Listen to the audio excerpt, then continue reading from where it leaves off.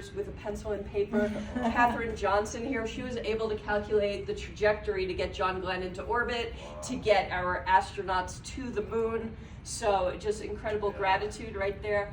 And Dr. Mae Jemison here, she, when she was like a little girl, would watch Star Trek and say, if Lieutenant Uhura could get to space, so could I one day. She sure did.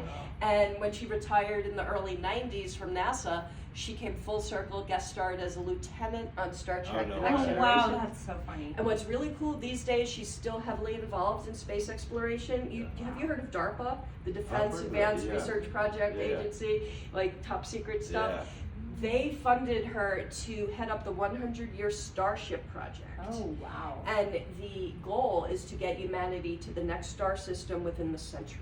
Wow, that's a big goal. It's a huge, lofty goal, right? The next one over is Alpha Centauri. It's a triple star system. We have some exoplanets that scientists think could be Earth-like. We might have people living there. Wow. We'd like to I explore. like that idea. That'd be cool. Wouldn't it? Yeah. But it's 4.2 light years from us. Yeah. It might sound like a small number, but every light year is 6 trillion miles long. Yeah.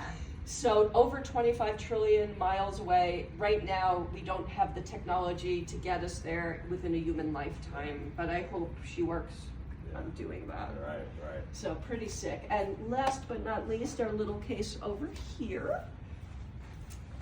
And these are Leonardo da Vinci's prototype inventions.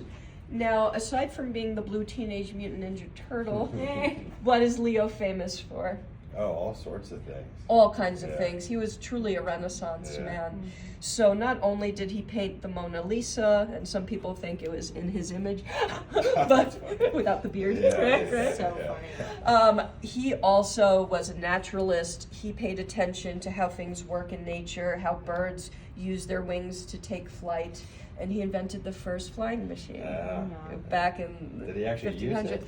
His assistant tried. Did it survive? It's a good thing buildings were tinier back then, right. Wow. because he jumped off with the flying machine straight into the ground and broke his leg. God, So that's crazy. poor guy. Yeah. And That's so funny. over here we have a flight suit that was worn by one of our Apollo astronauts. This is something that you would wear in the spacecraft as, let's say, you're traveling to the moon. But if you were to get out of the spacecraft, walk around the moon, or take like an EVA, you would need to wear this kind of astronaut suit. Back then they were so bulky, really inflexible. That's a patch from the shoulder of one of the astronaut suits.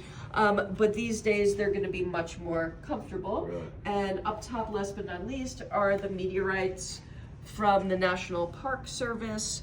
And it talks about, like what's the difference between a meteoroid, a meteor, and a meteorite.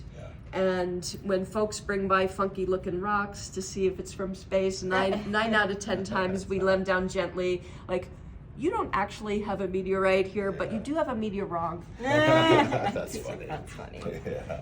And that's also a tile that was part of one of the space shuttles, and it did survive re-entry and everything, so pretty cool.